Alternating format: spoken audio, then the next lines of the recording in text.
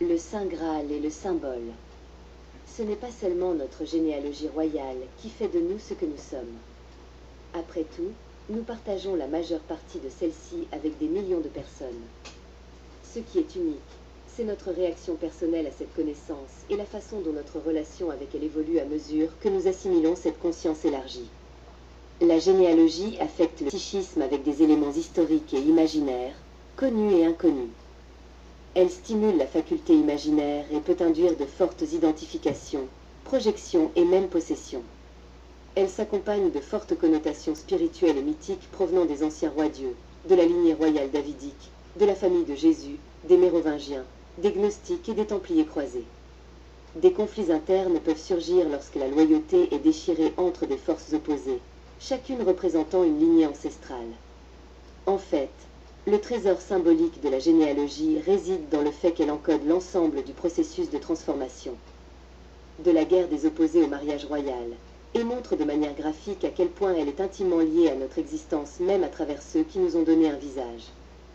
Cette connaissance, plus qu'un pédigré sur papier, est le trésor difficile à atteindre qui nous nourrit et nous soutient dans notre être intergénérationnel.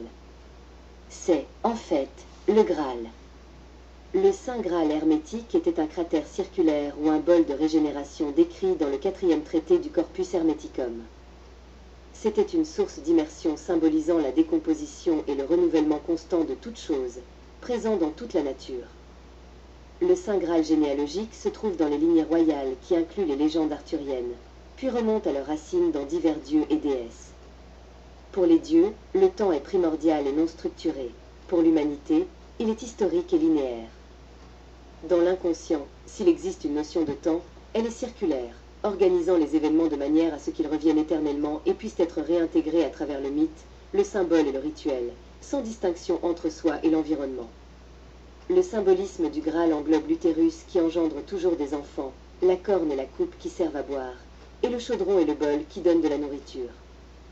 La quête du Graal découle de ces faits primordiaux de la vie. Le bol sacré, le crâne, où le ciel rencontre la terre, est le lieu où les âmes individuelles se mélangent à l'esprit universel dans une métaphore d'expérience immersive. Le baptême immersif de la sagesse ou de la gnose signifie l'eau vive qui jaillit dans la créativité et l'illumination, la boisson de l'âme par le doux ruisseau de la sagesse, Sophia. Le traumatisme transgénérationnel est transmis de la première génération de survivants du traumatisme à la deuxième génération et aux générations suivantes par des mécanismes complexes de stress post-traumatique. L'épigénétique modifie la façon dont les instructions du code génétique sont traduites et exécutées par le corps. Nous sommes plus que nos blessures transgénérationnelles. Notre essence transcende notre identification à l'histoire. Dans la guérison, nous ne sommes pas seuls. Nous avons confiance en un chemin vers une plus grande liberté et nous ressentons notre relation avec la souffrance de notre lignée familiale. Nous nous sentons plus légers lorsque nous nous libérons du fardeau de notre propre traumatisme ou de notre histoire familiale. Nous pouvons faire des choix plus larges et élargir notre sentiment d'appartenance au monde. Peut-être que les ancêtres nous informent à leur manière. L'intuition est une information reçue par l'esprit. Mais pour que cette information soit utile, elle doit être analysée et mise en pratique de manière réfléchie. Une fois intégrée, nous agissons sur ces impulsions intuitives avec sagesse et confiance. Les idées créatives prennent alors forme de manière manifeste.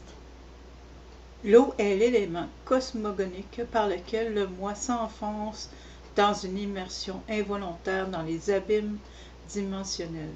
Nos ancêtres préhistoriques ont sombré dans l'Atlantide des eaux de l'inconscient. Cela peut être plus que symbolique, car nous savons maintenant que l'humanité a traversé plusieurs catastrophes locales et mondiales.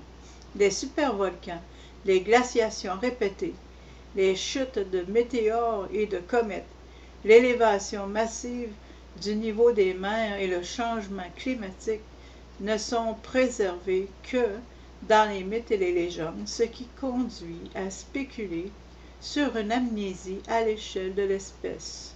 Nous avons récemment découvert que notre génome contient des contributions d'au moins 3 autres espèces, les Néandertaliens, les Denisoviens et une autre hominidés encore inconnue. La vie est un fil entrelacé d'archétypes cachés qui restent enchevêtrés dans notre présent éternel. Nous sommes déjà dans nos tombes phénoménologiques. Si nous pouvons embrasser l'âme ancienne de nos ancêtres avec émotion et créativité, nous pourrons peut-être nous engager et retomber amoureux du sacré. La sagesse consiste à reconnaître les schémas de la vie. Dans notre propre généalogie, nous commençons à révéler un schéma dans lequel nous pouvons trouver un sentiment de compréhension, une résonance qui nous parle dans un mythe ou qui retrace le chemin d'une blessure à travers la thérapie.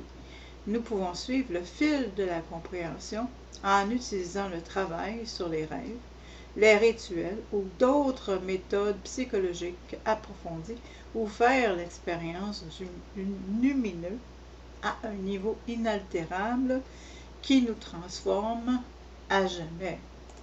La généalogie peut être notre approche et notre retour au sacré. Pour comprendre les vivants, nous communions avec les morts. Nous abordons les phénomènes de la psyché comme nous abordons les phénomènes de la nature. Nous avons inconsciemment enterré avec nos ancêtres toute signification symbolique ou révélatrice qui, autrement, se serait frayé un chemin depuis l'inconscient.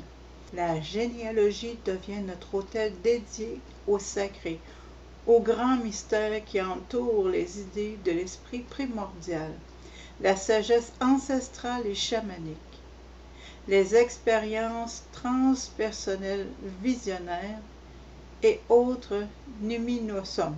À mesure que nous devenons plus sensibles aux sensations psychophysiques des émotions qui surgissent, nous devenons plus sensibles à notre ascendance, à notre intégrité et à notre histoire profonde.